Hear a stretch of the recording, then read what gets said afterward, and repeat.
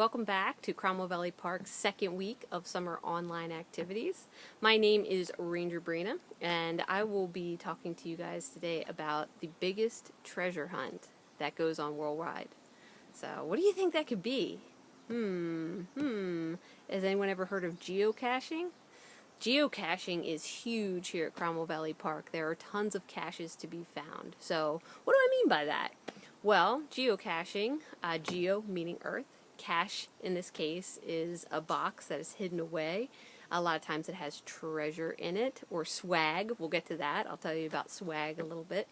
But you use GPS coordinates in order to find these boxes that are hidden around just by anybody. Anybody can do it. So in order to use GPS, we are either going to use our smartphone or a GPS locator. So for the sake of the video today, I think we're going to just stick with the smartphone. The first thing you'll need to do to get started with geocaching is download the geocaching app. So on my iPhone right here, I would go to the App Store icon, which is the blue one in the center that looks like an A. If you have an Android, of course, the icon is going to look different. But we're going to click on that. I'm going to type in geocaching into the search bar.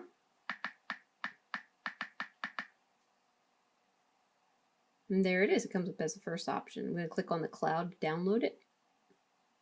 It's going to take just a moment or two. And then once the open button comes up, I'm going to press it. And you'll see at the very bottom there's login and sign up. If you are brand new and you need to sign up, I'll take a peek at that real quick. You'll need an email address, username to create, and a password. You'll get an email that you'll need to confirm and validate after signing up, which will look like this. You're all set. I'm already in the system, so let's go back to login, and I'll type in my username here.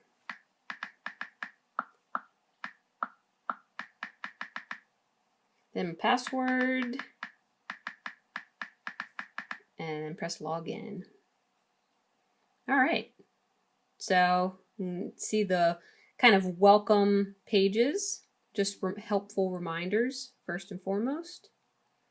And let's see the geocaching map.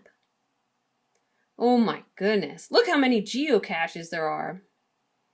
And so it helps new folks out by zooming in and showing them just one that's nearby. And so this is just an example of what one looks like when you open it up. But I'm going to move us over to the park here. That blue blinking dot is me, where I currently am. You can just see all the geocaches that are in Cromwell Valley Park right there. And now, as I zoom out, you can see everything in the local area. There are a lot. But let's go back down to Cromwell here. I'm going to show you an example. This is, if you click on a green one, it's a traditional cache. These are available to just every member who signs up and creates an account. I'm going to click on a gray one, and it says you need to upgrade to see that one. So here are the options. If you really get hooked on geocaching, maybe that might be an option you want to go with. But for right now, all the green boxes are free to look up and free to discover, and there are plenty of them. All right, so you're all signed up, you're ready to go.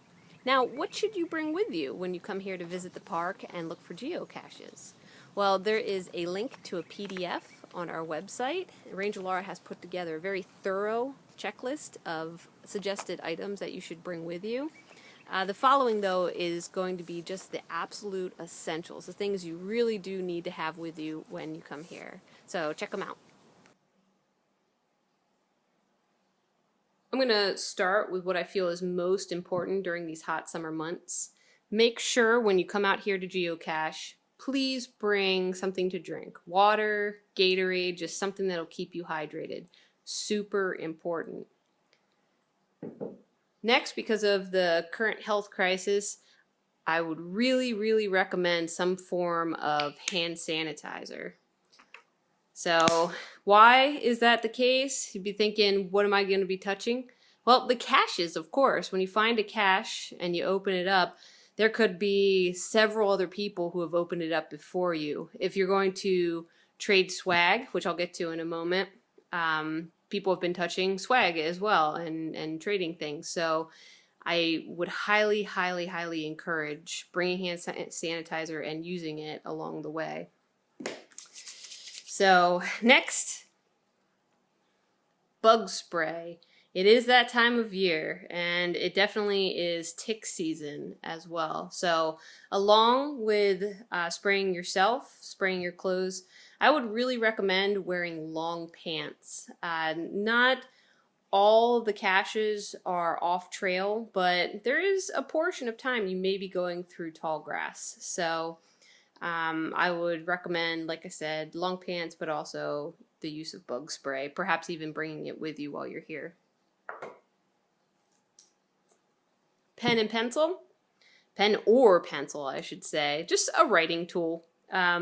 When you sign a logbook inside a cache, it's helpful to have extras of these. Sometimes creators of caches will leave pens and pencils in there for you, but it's always good to bring some of your own just so you make sure you have something to write with. Swag bag. So swag. Swag are just kind of tiny trinkets that you trade. So they can really be anything except for anything hazardous and dangerous, of course. You know, you're not going to put a lighter or a knife or anything like that in there. That is not wise to do.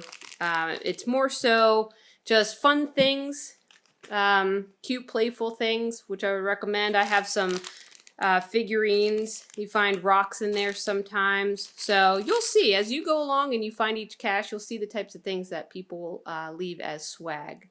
So always be sure to bring a swag bag of your own so that you do have things to trade when you open up the caches. I have a trash bag here. Just something extra, but it would be very nice to do. There's the saying, cash in, trash out. So if you bring a trash bag and happen to see any trash along the way, usually that is recommended. That kind of goes along with a hand sanitizer though. If you don't bring any of that, I would recommend not doing any of this just because, you know, you could be touching things other people touched, and at this time, I wouldn't recommend that. But if you do bring hand sanitizer and you feel like pitching in and helping out whenever you see some stray trash, it would be greatly appreciated. And this is for wherever you go. It doesn't have to be just at Cromwell, of course. Wherever you go geocaching, you should bring a trash bag with you. And last but not least, if you're going to be enjoying the outdoors looking for geocaches, why not bring a field guide with you? It just goes along and enhances the adventure, I'd say. So I like to bring animal tracks with me, sometimes trees. If you're a birder, you bring your bird books or your binoculars. So just a suggestion. These are all things that I would definitely recommend to bring with you when coming here to geocache. All right, so we're all set. You've downloaded the app, you've signed up for an account, you've logged in to the app on your smartphone. We have everything packed that I just mentioned and went over. We're dressed for the weather and for the environment. Speaking of weather, we've checked the weather just like you would for any other hike that you're taking before you head on out. So now what we have to do is pick our cache. So there are a lot to choose from here at Cromwell Valley. They're of all different challenge types. There's easy ones, there's hard ones. I think today we're going to go kind of somewhere in the middle. We are going to pick one called Hermes 3. So you're welcome to go and find this one too when you come here, or you can pick a different one. So let's go and I'll show you how to do that. Start off by saying, if you don't want any spoilers for the Hermes 3 cache, I would recommend that this be the last bit of the video that you watch. But if not, if you want to follow along with the rest of the tutorial, please feel free. It's kind of a step-by-step of how to get there. Here's a view of all the caches that can be found in the park. I'm going to zoom in on Hermes 3, which is the green icon there. I'm going to click on it, and its name pops up at the bottom. Then I'm going to click on that name. And all this information comes up about the cache. There's a navigation tool towards it, the log button, and then difficulty, terrain, and size is just really helpful to know. The hint button is there, so if you get real close to a cache and you just can't find it, some cache creators will write out a short hint to point you in the right direction. The description is what it sounds like, and then the activity button right there, I always recommend looking at before going to search for a cache, because that can tell you how many people have found it recently. If no one's found it recently, could be that the cache is gone, it's missing, lost, and you could be wasting your time. Just before we press the navigate button for Hermes 3, there's one more thing that you'll need to do, and that is visit one of the kiosks here at Cromwell Valley Park. And at the kiosk, you'll find our trail map. And that's super important. You're going to need a trail map when you go geocaching. And that's because the navigation tool on the geocache app is great. It's what will help you be successful. You can't go anywhere without it. But it leads you in a straight line. It'll lead you off trail, right through the trees, right through the weeds. And in order to get to some of these caches, you'll have to do a little off trailing, but a lot of times the caches are next to a beaten path. So if you take a trail map, you'll be able to orient yourself much better. You'll be able to get close to caches without having to go completely through the tall weeds most of the time. And also it'll help you from getting lost. So it's really a necessity. Please grab one. You can also find them, an electronic version, on our website by using your smartphone as well. So once you have that, we're all set. We can press the navigate button and we're off. Follow me. This is what the navigation tool looks like. So the blue arrow is me. I'm going to reposition myself and turn towards the cache I'm looking for. So it's a straight line, right? But it goes across a field, through trees. So I think we're going to stick on our same path and go up the trail system to get closer. All right, so it looks like the navigation tool is telling me we're about 52 feet away.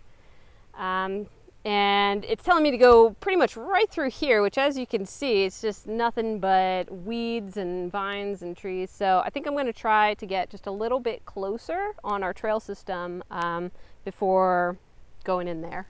So follow me.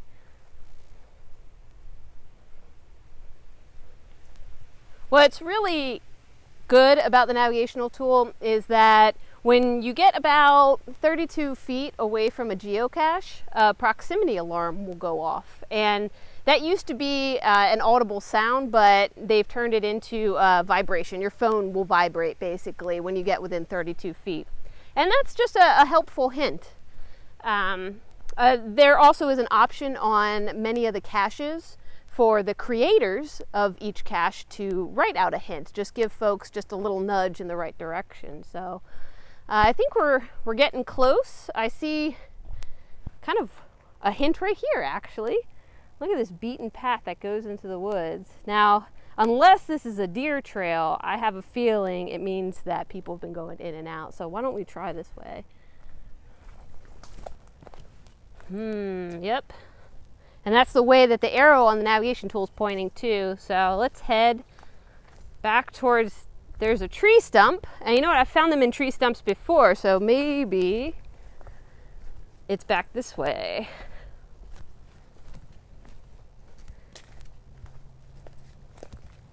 Let's take a peek. We'll come around this side.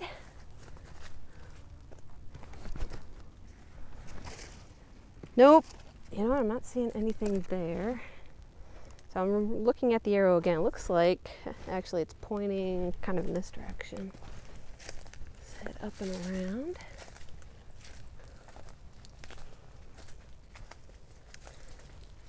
Yep, I'm really close, saying I'm almost on top of it. This kind of looks like a good place to hide one. I'm gonna check out what's in here. Oh, and I think I found it. Oh yeah, this is a big geocache. I'm gonna turn off my phone. And you can see right on the front, the official geocache logo. This is something that the geocache website does recommend if you were to hide one, which you can do. It won't always have it. Not every geocache has it, but they have some label. But it says right here, Hermes 3, that's what we were looking for. So let's open it on up. All right, so right off the bat, you can see there's a swag bag in here. And the little logbook. Look at that. So we are going to open this up. And you can see Their name's already in here. I'm going to find a clean page.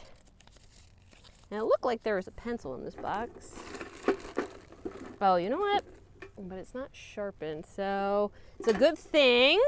Remember, like I said at the beginning, to always make sure that you bring a pencil or pen with you. So let me grab one out. There we go. And I'm going to write in there my username with the geocache website, and that is Ranger B. Actually, Ranger Breena. Ranger B was already taken, unfortunately.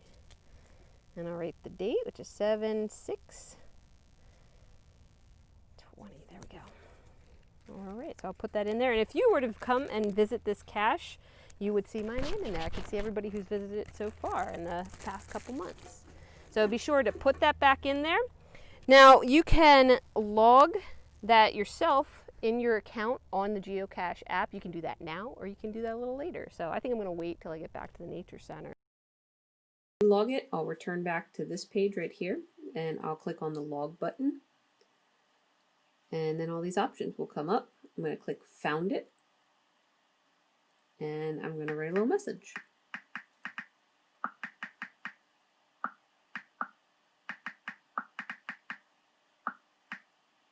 After that, you click Post, and you're done.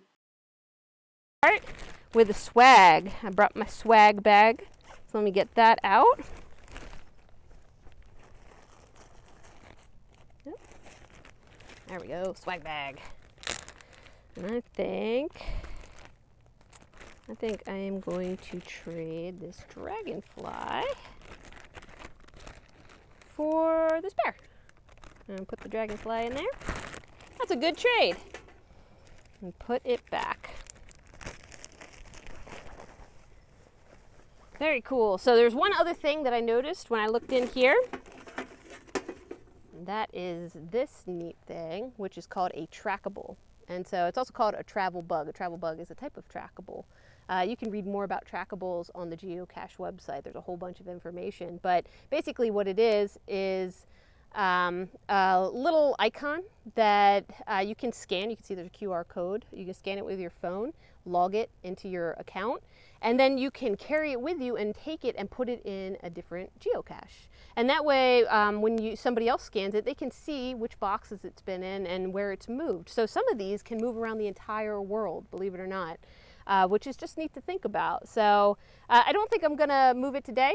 I'm going to put it back in the box. Maybe one of you will come by and you'll move it to a different box. Now that is something to look for if you happen to find this cache. So most importantly, remember to close it up the way you found it. Remember to put it back exactly the way you found it. And make sure that it's somewhat hidden so it's not standing out, so the next person who comes along will have just as much fun. So very last thing.